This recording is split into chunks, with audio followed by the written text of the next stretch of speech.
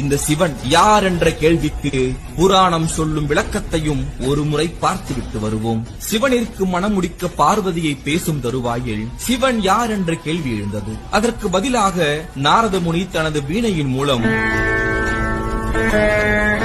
ஒலியை எழுப்பினார். கேள்விக்கும் அந்த ஒலிக்கும் என்ன சம்பந்தம் என்ற கேள்வியை நாரதரிடத்தில் வைக்க, இந்த சிவம் சுயம்புவாக உருவானவர். தாயோ தந்தையோ பூர்வீகமோ முன்னோர்களோ பாரம்பரியமோ அல்லாதவர். அவர் அனைத்தையும் கடந்தவர். இந்த பிரபஞ்சத்தை தன்னுள் அங்கமாக்கிக் கொண்ட ஒரு யோகி. அவருக்கு முன்னோடி ஒன்று மட்டுமே, அதுதான் சப்தம். இந்த பிரபஞ்சம் உருவாக தொடங்கும் பொழுது முதலில் உருவானது ஒளி மட்டுமே. அதுபோல இந்த சிவனும் ஒன்றுமற்ற வெறுமையில் இருந்து ஒளியின் மூலம் தோன்றினார். அதை உணர்த்தவே நான் இந்த ஒளியை எழுப்பியதாக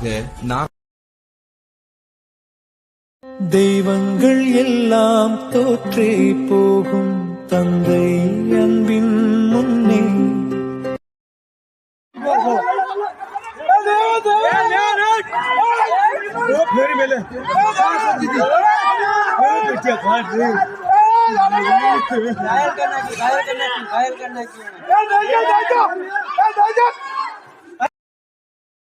போன வருஷம் அன்பு, இந்த வருஷம் சிவசாமி. அன்பே சிவம், அவ்வளவுதான் மேடம். எண்ணம் போல் வாழ்க்கை. நான் உன்னுடன் இருக்கும்போது உனக்கு தோல்வியே இல்லை.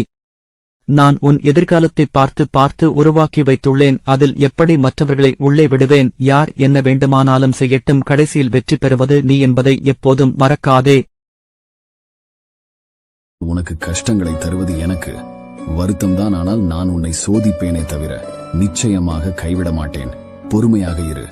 உன் வாழ்வில் தரமான அற்புதங்களை நான் நடத்துவேன். கவலை கொள்ளாதே, நான் இருக்கிறேன் துணையாக.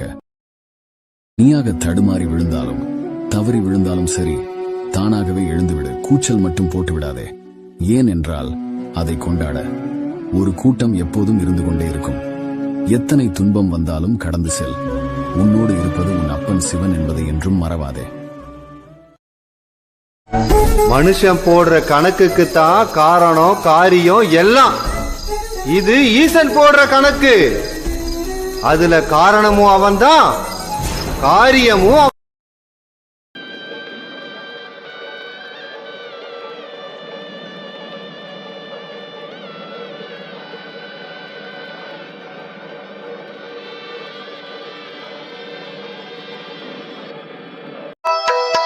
ஆனந்த ராமா, அருள் தரும் ராமா, அடியவர் போற்றும் அச்சுத ராமா.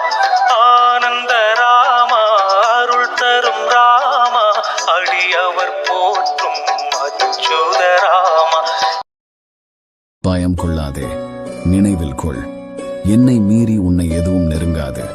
கடல் போல் துன்பம் வந்தாலும் கவலை உனக்கு எதற்கு? கரையிலே நான் உன்னை காத்து நிற்கும் போது